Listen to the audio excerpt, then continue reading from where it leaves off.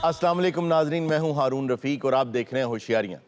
दोस्तों, आसान रस्तों पे चल के जो मंजिलें आती हैं वो अहमियत में बहुत पस्त हुआ करती हैं, जबकि मुश्किल रास्तों की मनाजिल हमेशा बहुत खुशनुमा और शानदार होती हैं। बहुत दफ़ा मुश्किलात ज़िंदगी में आती हैं और चली भी जाती हैं, लेकिन हमारा रवैया है जो ये तय करता है कि उसके बाद आने वाली ज़िंदगी कैसी होगी। बकौले दरवेश भूखा सोना मकरूज़ जागने से बहुत बेहतर है।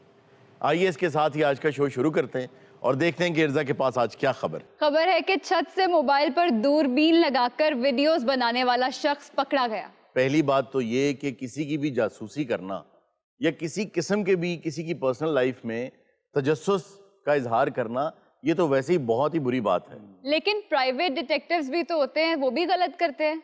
जो डिटेक्टिव्स हैं, जो एस्पियोनाज वाले लोग होते हैं, वो तो अपनी जॉब कर रहे होते हैं और वो बेचारे हमेशा अनसंग हीरोज होते हैं। अच्छा जी, इस कहानी में खास बात यह है कि इन साहब को जो दूसरों के घरों में झांकते थे कैमरे के जरिए, इन साहब को पकड़ा है एक विजिलेंटे ने, जो कि सेल्फ प्रोक्लेम्ड शहंशाह, अमिताभ साहब का जो कैरेक्टर था वो है। वो कहता है मैं मोहल्ले की हिफाजत करता हूँ। अंधेरी रातों में सुनसान राहों पर मुझे बहुत डर लगता है। आप हो कौन? रिश्ते में तो हम तुम्हारे बेटे लगते हैं। नाम है शहंशाह। अच्छा, फिर ये आपकी सच्चाई है, मुझे नहीं पता।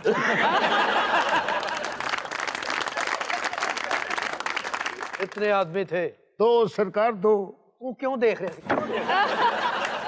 ये है वो शख्स जी, जो दूरबीन से लोगों के घर में झांतियां लगाता है। मुझे बड़ा अफसोस हो रहा है, अमिताभ बच्चन को फिल्मों में जो काम मिला वो बड़ी मुश्किल से मिला। उसके भाई साहब ये चाहते थे कि फिल्मों में आ जाए, तो जो भी डायरेक्टर प्रोड्यूसर उसे देखता था वो कहता था इतना लंबा है भाई, ये किसी भी हीरोइन के साथ आ नहीं सकता। तो एक फिल्म साथ हिंदुस्तानी बन रही थी, उसमें बेहतरीन उर्दू बोलने वाला कैरेक्टर था एक, तो वो इसके अलावा किसी को इतनी अच्छी उर्दू उस वक्त आती नहीं थी। तो तुम झातियां कह रहे हो? हम जहाँ खड़े हो जाते हैं लाइन वहीं से शुरू हो जाती है। वाह, अमिताभ बच्चन ने लंगर दी लाइन चला के लंगर भी ला लेंदा है। जाओ पहले उससे साइन लेकर आओ जिसने मेरे हाथ पे लिख दिया था कि तुम्हारा बाप चोर है। आना बंदा है। वो डायलॉग पूरा किया आप। जिस घर में मीना नहीं उस घर में 2.5 लाख का सोफा क्यों? नीचे बैठो। क्या बात है, शहंशाह नहीं है सर, एक करम शहंशाह। वो शहनशाह बड़ा खूबसूरत सी। जी जी। ये शहनशाह लगता है गिद्दड़ सिंह जी तो स्वाज दबी रखी है। अच्छा ये बताओ कि शहंशाह बन के क्यों फिरते हो गलियों में? मैं जुल्म के खिलाफ हूँ। मैं अच्छा। चोर पकड़ता हूँ, जालिम पकड़ता हूँ और करप्शन करने वाले पकड़ता हूँ। तो आपने कोई और कैरेक्टर चूज क्यों नहीं किया? वो भी करेंगे आहिस्ता आहिस्ता। एक दिन मैं शराबी बनया थी अमिताभ बच्चन वाला। जी जी। मेरे तो पर्चा हो गया, 6 महीने में अंदर रह गए हैं। वो कैसे? मैं उन्होंने शेर सुना बैठा सी। अच्छा। पुलिस की गड्डी कोलों नंगी है। हाँ। मैं कहने लग पिया, क्या? आज तो इतनी भी मुयस्सर नहीं मैं खाने में हाँ जी। जितनी हम छोड़ दिया करते थे पैमाने। वो छुट्टियां में डाले छुट गए। शराबी को डाले में। आपके ख्याल से ये जो शेर है जी हाँ। ये ठीक है? इतनी भी मुयस्सर नहीं मैं खाने में जितनी हम छोड़ दिया करते थे पैमाने में।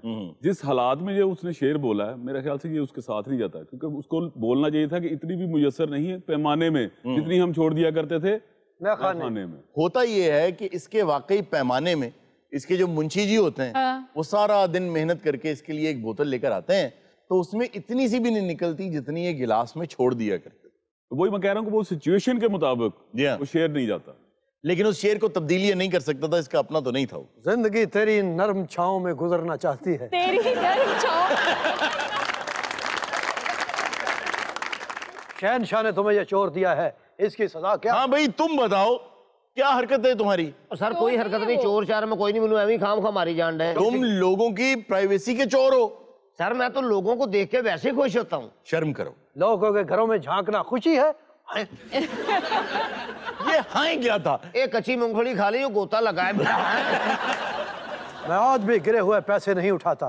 तो फिर? मैं डिगण तो पहले ही चिमटा मार लेता। अच्छा अब आप इसको पुलिस के हवाले करें। ए, पुलिस का मुजरिम है ये, आवाम का मुजरिम है। बिल्कुल, ये पापराजीज में से है। किससे है? पापराजीज। तुम पापरासी हो?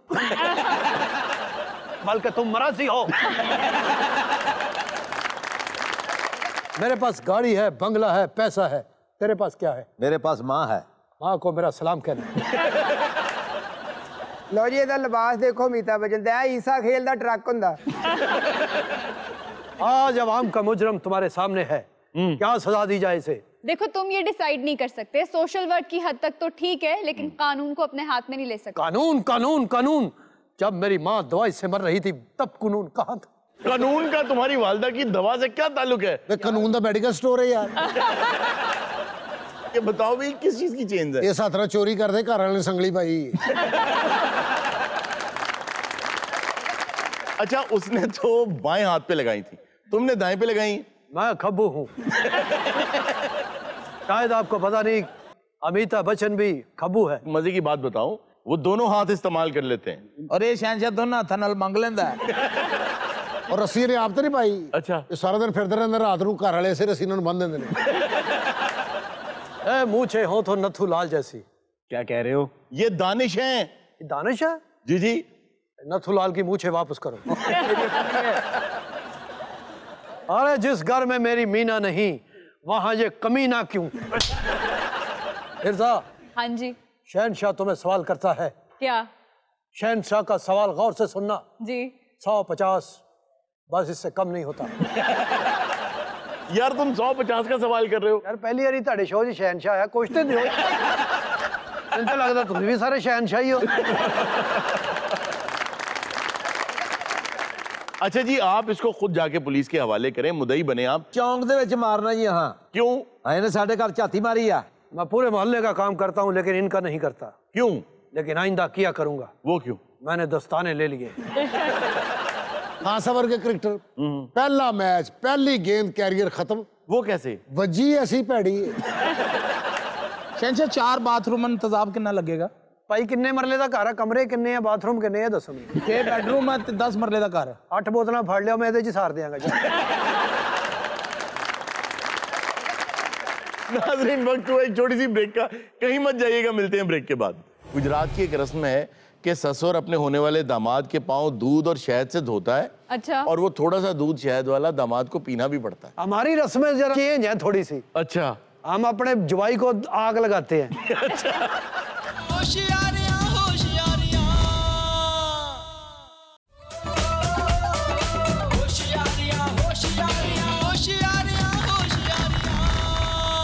वेलकम बैक नाजरीन।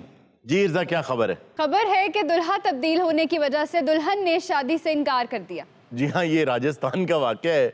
इसमें हुआ कुछ यूं है कि जो दुल्हा उन्होंने दिखाया शादी से पहले कि इसके साथ शादी करेंगे, जिस रोज़ वो मंडप पे पहुंचे तो उस वक्त दुल्हा कोई और था, तो उन्होंने ज़ाहिर इनकार ही करना था। और मेरा ख्याल है कि इसमें लड़की वालों ने बिल्कुल ठीक किया कि अगर बारात लेके कोई और साहब आ गए हैं तो उन्होंने इनकार कर दिया। तारा बेड़ा गर्क हुआ, तारा बेड़ा गर्क हुआ। मैंने बोला था कि दूल्हे की सेल्फी ले ले। देखिए मैडम, आदमी सेल्फी अपनी लेता है, सेल्फ से बना है सेल्फी। किसी दूसरे की जो खींची जाती है वो पिक्चर होती है। हाँ कि किसी का फैसला करना जो उसको मैडम कह रहा। और इज्जत का लफ्ज होवे, तने तो इज्जत राश ही नहीं। मत हमें इज्जत रास नहीं है, सियाने बहने आदमी को झूठा कर दे। देखो, लड़ो मत, दोनों लड़ो मत। मुझे पहले ये बताओ, तुम कौन हो? ये दोनों मेरे छोटे भाई हैं। मैं इन दोनों का बड़ा भाई। जाहिर है अगर वो छोटे भाई हैं तो बड़े भाई हो। तो पूरा तारुफ तुझे करवा दिया था, क्या किसी काम के पैसे लेता? बातें सुन। हमारे ये बाप के बराबर हैं। अच्छा। और अब आप अंदाजा लगाओ कि ये कह रहे कि जी ये छोरा दिखाया और इससे शादी कर रहे। ये हरकत क्यों की तुमने? मैं ऐसी करी नहीं। मैंने इनको अपने घर का नगीना दिया। नगीना नहीं, ये तो कमीना दिया तने। मुझे ये समझ नहीं आ रहा और मुझे इन पे हैरत हो रही है कि उन दोनों में ज्यादा फर्क तो है नहीं। तो जाए इसके कि ये लोग आपस में लड़ते रहें, लड़की से पूछ लें कि वो किससे शादी करना चाहती है। जहाँ मेरा माँ बाप कहेंगे मैं तो वही राजी हूँ। और अभी तो इस छोरी को ये नहीं पता भी शादी मेरी भी नहीं हुई। चांद का टुकड़ा, मैं बारिश जाऊं। ये छोरा था जो मैंने पसंद किया था। ये जो मेरा बड़ा भाई बैठा है ना, जब कोई रिश्ता करना हो दिखाते मुझे, कर किसी और का देते हैं। आपको क्यों दिखाते हैं? मैं सबसे खूबसूरत तो वहीं घर में हूँ भाई। इन बच्चों की तरह इन दोनों को पाला मैंने, अपने मुंह से निवाला निकाल के इनके मुंह में डाला। गंदे। अरुण साहब, हमारे भाई ने हमें कैसे पाला है जानते हैं आप? कैसे पाला? हमें दूध पिलाया, कीमा खिलाया, सालाना टीके लगवाए, सैर करवाने जाता था, जब वापस आता था हमें नहलाता था। देखा, तय एक सियाना आदमी है।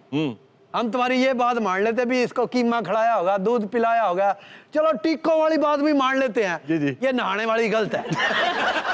ऐसा जुल्म ना कर। खुदा को जान देनी है मैं तो पैप दिखा सकूं। जिस पाइप से नहलाते रहे। हाँ, तो ऐसे किसी ने जर्मन शेफर्ड नहीं पाला होगा।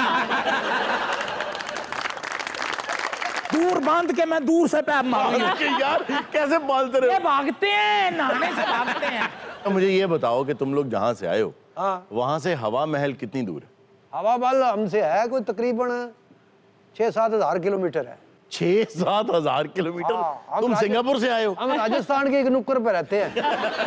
कि उसका जो फसाड है उस पे इतनी खिड़कियां हैं जैसे बी हाइव होता है ना, छत्ता होता है जी। उस तरह से, एंड इट्स ब्यूटीफुल, बहुत शानदार, बहुत ही खूबसूरत। तो बड़े अच्छे आर्किटेक्टर ने बनाई है। उस दौर के जो आर्किटेक्ट थे वो तो ज्यादा मेहनती और ज्यादा समझदार लोग थे। आप देखिए कि जितनी पुरानी बिल्डिंग्स हैं वो आज भी खड़ी हैं। आप आज के बने हुए 20-25 साल पुराने घर को देख लें, आपको उसमें दरारें नजर आएंगी। आप देखेंगे वो इमारत कमजोर हो रही है, लेकिन हजारों साल पुरानी इमारतें आज भी खड़ी। अच्छा, इसकी एक बहुत बड़ी वजह यह भी है, तमाम इंजीनियर्स को ये बात बतानी चाहिए लोगों को कि जो सीमेंट है वो इमारत का कैंसर है। अच्छा जी, उससे इमारत कमजोर होती है। उसकी वजह यह है कि सीमेंट के अंदर कैपिलरीज होती हैं, जैसे इंसान के अंदर नसें होती हैं ना, इस तरह उसके अंदर नसें होती हैं। वो पानी को अपने अंदर जज्ब करता है और बारीक माइक्रो लेवल के ऊपर उसके अंदर नहरें बह रही हैं। आप देखते हैं ना, सेम निकल आती है उसमें से। जी। और वक्त के साथ साथ वो इमारत को कमजोर करता जाता है। और करना ये चाहिए कि ईंटों के ऊपर जो हम प्लास्टर करते हैं वो सीमेंट की बजाय लाइमस्टोन का करना चाहिए। उसके दो फायदे, एक तो ये कि इमारत उससे मजबूत रहती, और दूसरा ये कि अगर सीमेंट 100 रुपए का होता है तो लाइमस्टोन का प्लास्टर 2 रुपए का होता है। यानी कि कॉस्ट भी कम हो जाएगी। बहुत कम कॉस्ट। जो हमारे राजस्थान में है ना बिल्डिंग के जो प्लाजे बने हुए हैं बहुत बड़े बड़े अच्छे, जी। जो नवाबों ने बनाए हैं, वाह वाह, बड़ी बड़ी अच्छी हवेलियां हैं। उसमें दाल का इस्तेमाल हुआ। कई बार होगा घर में कुछ पका ना, घर से रोटी लेके दीवार से लगा लगा के खा जाते, मजा आता है। इतनी मेहनत से दाल को तड़का लगा के लगाता है ना का। जो होता नहीं वो लाल क्या होता है हमारा, लाल खत की रस्म होती है। लाल खत की रस्म तारीख तय करते हैं। जी हाँ, जी हाँ। जब हम लड़का देखने गए ना तो यही लड़का सामने खड़ा था। अच्छा। जब हम त्योहार पे गए यही खड़ा था। अच्छा। फिर हम नकासी पे गए यही लड़का खड़ा था। निकासी क्या है? एक रस्म होती है। पानी खड़ा होता घर में, उसकी आप निकासी करें। एक रस्म होती है राजस्थान में, वो ये होती है कि भाभी जो होती हैं हाँ। वो आके होने वाले दूल्हे के कान के पीछे काला निशान लगाती हैं ताकि उसको नजर न लगे। अच्छा। गुजरात की एक रस्म है कि ससुर अपने होने वाले दामाद के पांव दूध और शहद से धोता है। अच्छा। और वो थोड़ा सा दूध शहद वाला दामाद को पीना भी पड़ता है। हमारी रस्में जरा चेंज है थोड़ी सी। अच्छा। हम अपने जवाई को आग लगाते हैं। और मैंने देखा ये रस्म तो पहले को कर गया। तुम्हारा ये मकसद है कि छोरा ये लेना, हाँ, हमारी जो रस्म है वो पूरी कर दो। वो क्या है? हमारे में ये छोरा मैं इसको दूं, हमारे में रस्म है कि छोरे के ससुर का कीमा करना। इन्होंने लुक और तिजाब के साथ इसके पैर धोए। भाई दूध था, इसके पाँव लग के वो लुक बन गई। और उसकी लुक ही अजीब हो गई। एक और बड़ी अजीब रस्म है। वो क्या? तालाब में 2 मछलियां छोड़ते हैं, एक दुल्हन और एक दुल्हा। अच्छा। अगर वो इकट्ठी जाएं तो इसका मतलब है ये जिंदगी में इकट्ठे बहुत खुश रहेंगे, और अगर एक आगे निकल जाए तो इसका मतलब ये होता है कि इकट्ठे खुश नहीं रहेंगे। मेरी शादी इसी वजह से नहीं हुई। ओहो, क्या हुआ? ये रस्म स्टार्ट हुई, अच्छा। वो छोरी को भी एक मच्छी दे दी, मुझे भी दे दी। ठीक है। उसने नू करके पानी में छोड़ी, उसकी मच्छी आगे निकल गई, मैंने छोड़ी वो वहीं की वहीं रह गई। क्यों? मुझे फ्राई मछली दे दी उन्होंने। मैंने कहा ये शादी तो नहीं हुई, फिर मैंने 2 नान मंगाए, मैंने बैठ के खाए। अगर मेरी शादी ना हुई ना, मैं बम्बे चला जाऊंगा, फिल्मों में काम करूंगा। मैं मुझे थोड़ी सी इजाजत दो हारून साहब, मैं थोड़ी सी एक्टिंग करके दिखाऊं आपको। जी जी करें। इर्जा, तू मुझे ना मिली तो मैं मर जाऊंगा। अच्छा, मैं तो ये बता दूं, अगर तो उसको मिल भी गया ना, मर उसने तब भी जाना। तभी मरना है। अरुण भाई, हम गाने बजाने वाले लोग हैं, ये छोरा बहुत सुरीला है। अब भाई ये तीनों मेरे को गाना सुनाएंगे, इनमें से जो अच्छा गाएगा मैं उसके साथ शादी के लिए तैयार। सोच ले, तेरी बेटी का बैतला, अगर तेरी बेटी का बैतला, तीनों में से जो सुना बे, सुना बाबू, सुना गाना। 4 दिन का प्यार और रब्बा, बड़ी लंबी जुदाई। क्या फजूल तरीके से गाना गा रहे हो? अब ये छोरे ने गाना सुनाया, यही गाना इनमें से कोई सुनाते, मैं मान जू। ये बाबू सुना देते हैं। जी जी। हाय ओ रब्बा नहीं हो लगदा दिल मेरा, वाह। सज्जना बाजो होया हनेरा आयो रबा नहीं हो लगदा आहा, दिल मेरा। मैं बूढ़ा हो गया, सांस फूल जाता है। जी हाँ, जी हाँ। आयो रब्बानियों लगदा दिल मेरा, चल तेरा दांत तो लगा हुआ है ना। नहीं ओ लगदा दिल मेरा। तीनों भाई कुंवारे, ये जेन में रखना। किते नैन न जोड़ी, किते नैन न जोड़ी, मेरा मान न तोड़ी, तेनू वास्ता खुदा दा वागा वतना नू। नो भाई नहीं, ये नहीं, ये रह गया भाई, रह गया। किते नैन न जोड़ी, किते नैन न जोड़ी, मेरा मान न तोड़ी, मनी वास्ता खुदा दा वागा वतना नू मोड़ी। वाह वाह वाह वाह वाह वाह वाह भी बहुत खूब। जोड़ी किते नैन न जोड़ी, इनू मेरे नाल तोरी। नाज़रीन, वक्त हुआ एक छोटी सी ब्रेक का, कहीं मत जाइएगा, मिलते हैं ब्रेक के बाद।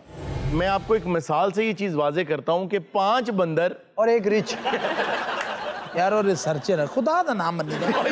वो तुम्हें कह रहा है भाई। पूरी, हाँ जी, आपको कह रहा है वो। आपको कैसे पता मुझे कह रहा है? होशियारियां होशियारियां होशियारियां होशियारियां होशियारियां होशियारियां। वेलकम बैक नाजरीन। अब हमारा सेगमेंट है जी वाओ। वाओ, बात है। दब तू ना करे कर भाव, तेरा की तलक है इतना, तू राम ना अपना भाव।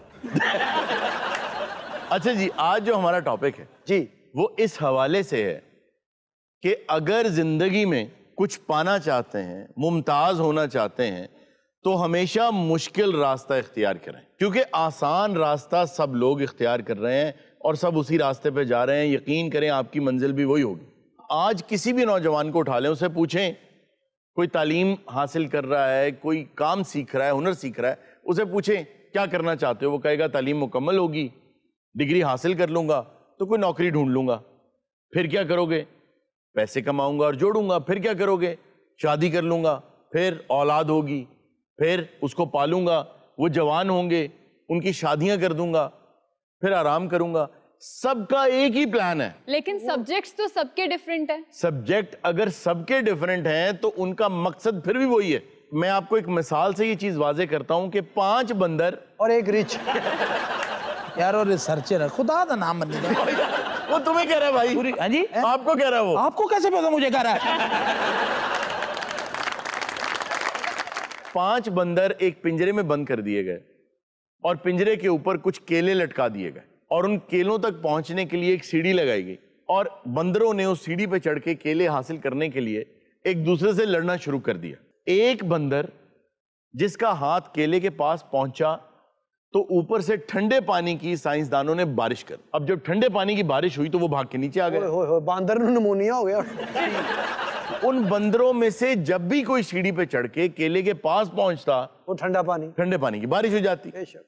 हुआ ये कि अब अगर कोई बंदर सीढ़ी के पास भी जाता तो उसे मारते बाकी बंदर के ऊपर मत जाना, ठंडा पानी गिरेगा। उन्होंने ये किया कि एक बंदर उनमें से बदल दिया और नया बंदर ले आए। उसने जब केले देखे, सीढ़ी पे चढ़ने लगा तो बाकियों ने उसे मारा। जब उसको मारा 2-4 दफा उसने कोशिश की, उसे लगा कि जो सीढ़ी पे चढ़ता उसे मार पड़ती, हालांकि पानी नहीं गिरा उस। फिर उन्होंने एक एक करके सारे बंदर बदल दिए।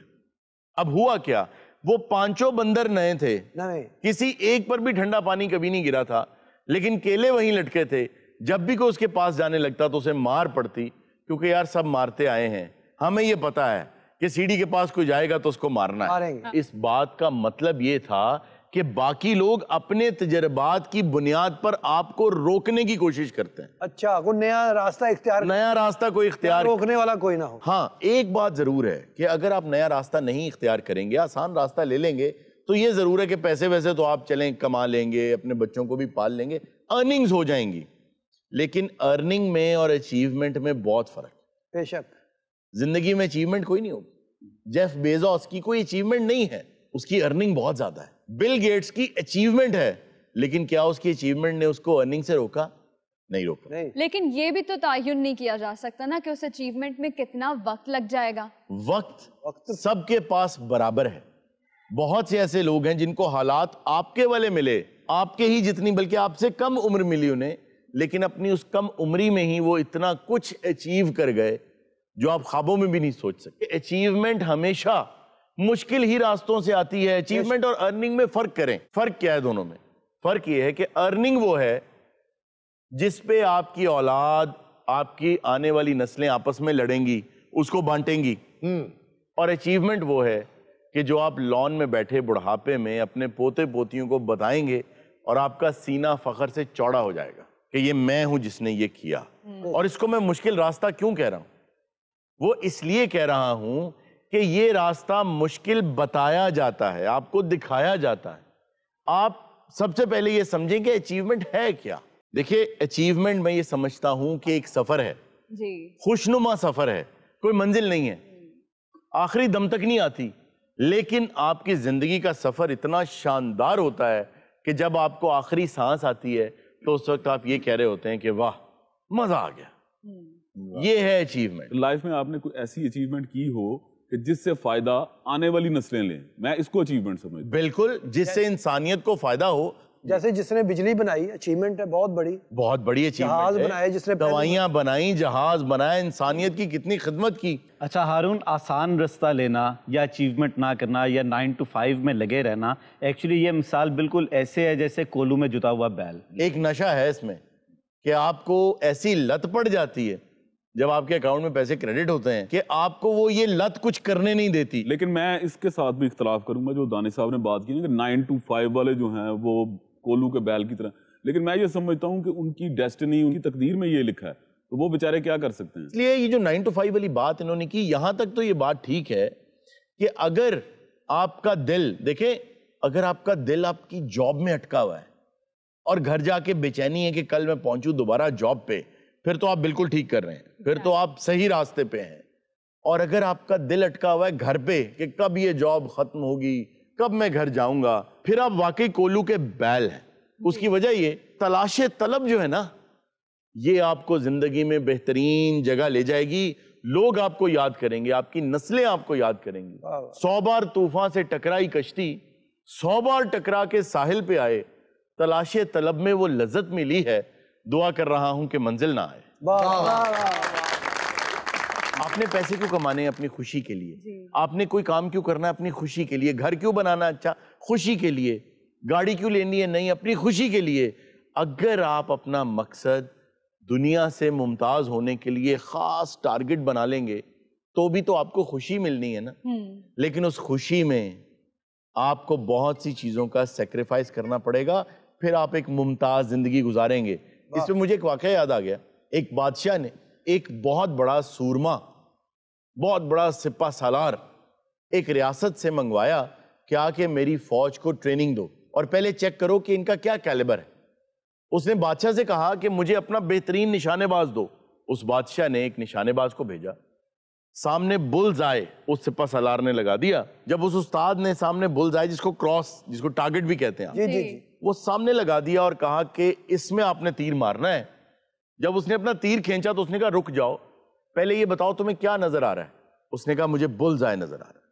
उसने कहा उसके अलावा क्या नजर आ रहा है? कहने लगा पहाड़ हैं, नदियां हैं, कोई बच्चे कुछ खेल रहे हैं, कुछ परिंदे उड़ रहे हैं। उसने कहा कि वापस चले जाओ। बादशाह से कहा मैंने तुम्हें कहा था बेहतरीन निशानाबाज भेजो, ये नहीं है। दूसरा आया, उसको पूछा, उसने कहा जी मुझे टारगेट नजर आ रहा है। उसने कहा इसके अलावा बताओ। उसने कहा आसमान है, जमीन है, घास है, मैं हूं, आप खड़े हैं, कुछ मेरे दोस्त खड़े हैं पास। उसने उसको भी वापस भेज दिया। बहुत अच्छी। तीसरा बुलाया, जो तीसरा आया उससे उसने पूछा कि बताओ तुम्हें क्या नजर आ रहा है। उसने कहा बुल्स आए। उसने कहा इसके अलावा बताओ क्या नजर आ रहा है। उसने कहा इसके अलावा कुछ नहीं है, सिर्फ बुल्स आए है। हाँ। उसने कहा कि अब तुमने सही निशानाबाज भेजा है। फोकस था वो। एग्जैक्टली उसका एक मकसद था। हो सकता है खब्बी आंख खराब हो गई। सिर्फ मुझे भूल्स नजर आ रहे, भूल्स नहीं बोल हो सकता है उन्हें सुन लिया अभी पहले ने की किया। जी, इसलिए जरूरी ये है कि जिंदगी का जो मकसद है जब आप वो अचीव करने लगेंगे वो आपको नजर आना चाहिए बस। तो आपको कुर्बानी देनी होगी, फिर आपको बहुत कुछ कुर्बान करना होगा, फिर नदियां, पहाड़, खूबसूरती, बच्चे, सब कुछ आपको कुछ छोड़ना पड़ेगा कुछ हासिल करने के लिए। वाह जी वाह, ਤੁਹਾਡੀ ਗੱਲ ਤਾਂ ਬਹੁਤ ਮਜ਼ਾ ਆਉਂਦਾ। ਹੁਣ ਤੁਸੀਂ ਸਾਨੂੰ ਆਸਤਾ ਆਸਤਾ ਨਾ ਸਾਡੀ ਨਾਨੀ ਟਾਈਪ ਲੱਗਣ ਲੱਗ ਪਏ। अरुण, एक बात मैं भी ऐड करना चाहूँगा। आजकल के दौर में तालीम को इस चीज़ के साथ एसोसिएट कर दिया गया है कि आप इसके बाद कमाएंगे क्या। तो इससे मुझे एक वाक़या याद आ जाता है कि जॉन लेनन से एक दफ़ा उसके टीचर ने पूछा कि आप ज़िंदगी में बड़े होके क्या पाना चाहेंगे। तो जॉन लेनन ने जवाब दिया खुशी। टीचर ने उससे कहा कि आप मेरा सवाल सही तरीके से समझे नहीं। तो जॉन लेनन ने जवाब दिया कि फिर आप जिंदगी को सही तरीके से समझे नहीं। वाह, बहुत वेरी नाइस। ਜਿਹੜੇ ਬਾਕਸਰ ਨੂੰ ਬਹੁਤ ਮਾਰ ਪਈ ਹੋਵੇ ਨਾ ਉਹਦੇ ਕੱਪੜੇ ਇਹੋ ਜਿਹੇ ਬੰਦੇ ਕੋ ਹੁੰਦੇ ਨੇ। और हारून साहब, सिर्फ एजुकेशनल इंस्टीट्यूट्स में जाके तालीम हासिल करना इम्पोर्टेंट नहीं है, बल्कि स्किल्स भी सीखनी चाहिए। उनको लोग भूल जाते हैं। तालीम किसी भी इंस्टीट्यूशन की आपको इस काबिल बनाती है कि आप सीख सकें। हमारा अलमिया ये है कि डिग्री लेने के बाद हम समझते हैं कि हमने सीख लिया, हालांकि कॉलेज यूनिवर्सिटी का सिर्फ यहां तक काम है कि आपको एनेबल कर दे, आपको एनरिच कर दे, इस काबिल कर दे कि अब आप कुछ सीख लें। जी। हम पीछे क्यों रह जाते हैं कि हम ये समझते हैं अब हमने सीख लिया है, अब हमने सिर्फ उसको इम्प्लीमेंट करना है। ऐसा कतई तौर पे नहीं है। हारून, यहाँ पे एक और चीज मैं ऐड करना चाहूंगा। आज ऐड बहुत कर रहे हैं, इन्हें तो शान ने ऐड नहीं किए जिन्हें ये कर रहे हैं। तू परियाई ने लड़ाई थे ना को कार पे ऐड करना क्योंकि आज मेरी फील्ड के करीब करीब की बातें हो रही हैं, तो मैं इसलिए जाके को ग्रोसरी ऐड करो, को बच्चों का दूध चौध ऐड करो। अच्छा, इंपॉर्टेंट चीज ऐड करना चाहूंगा, आप सब सुन लें। मेरा अपना मानना ये है एज अ मुअल्लिम या एज अ टीचर जो भी है, कि जो एजुकेशन आपको मॉडेस्ट नहीं कर रही, इसका मतलब है कि आपने एजुकेशन हासिल ही नहीं की। हर एजुकेटेड आदमी जिस तरह तालीम हासिल करता है उसको मॉडेस्ट होते जाना चाहिए। जी, तालीम आपको तालिबे इल्म बनाती है। जी। यहाँ पहले दिन से ही आलिम बन के निकलते हैं। अल्लामा इकबाल ने भी यही कहा। देखिए, बड़ा आसान है बाजार जाके सेलफोन खरीद लेना, इसको बनाना, इसको इजाद करना खुद, ये मुश्किल काम है। अचीवमेंट के साथ अर्निंग जरूर आ जाती है, लेकिन अर्निंग के साथ अचीवमेंट नहीं आती। अल्लामा इकबाल ने भी जब ये कहा ना नौजवानों को, वो क्या पैगाम था। देखिए, आप ये समझें कि क्या ऐसा पैगाम था कि जर्मनी में एक यूनिवर्सिटी ने लाहौर में गड़ी शाहू के पास बैठे हुए एक शख्स को बुलाया हुक्का गुड़गुड़ाते हुए और कहा, आइए आप हमारे डॉक्टर हैं। वाह वाह, कोई बात थी। उन्होंने भी ये कहा कि तेरे सोफे हैं अफरंगी, तेरे काली हैं ईरानी, लहू मुझको रुलाती है जवानों की तानासानी। वाह वाह। वो कहते हैं अमारत क्या, कि पैसा क्या चीज है, अमारत क्या, शकोहे खुसरवी भी हो तो क्या हासिल, तुम शहंशाह भी बन जाओ तो क्या फायदा, ना जोरे हैदरी तुझ में, ना इस्तिगनाए सलमान। ना तुम इन फैशनों से, इन चीजों से, ना तुम बेजार हो, ना तुम लापरवाह हो, ना तुम में इतनी हिम्मत है कि अपना रास्ता खुद बना सको। जो आदमी अपना रास्ता खुद बनाता है, अल्लाह ताला उसका साथ देता है। yes. उसकी वजह यह है कि वो क्यों अपना रास्ता नया बनाता है, जरा गौर कीजिएगा। अल्लाह ताला क्यों साथ देता है नया रास्ता इख्तियार करने वालों का? इसलिए कि जो भी नया रास्ता इख्तियार करता है ना, वो अल्लाह पर ईमान के साथ करता है। कहते हैं ना, हिम्मत मर्दा मदद खुदा। मदद खुदा। वो अल्लामा कहते हैं, ना हो नौमीद नौमीदी जवाले इल्मो इरफान, कि अगर आप नॉर्मल रास्ता इख्तियार कर रहे हैं ना, तो जो कुछ आपने सीखा, जो कुछ इल्म हासिल किया, वो तो जवाल हो गया, खत्म हो गया, वो उसका फायदा नहीं हुआ। नया रास्ता तो इख्तियार नहीं किया। ये रास्ते पे तो पहले भी बहुत से लोग चल रहे थे। You are just a new guy in the block. नाज़रीन, ये था आज का शो। इंशाल्लाह आपसे मुलाकात होगी नेक्स्ट शो में। अपना बहुत सा ख्याल रखिएगा। अल्लाह हाफिज।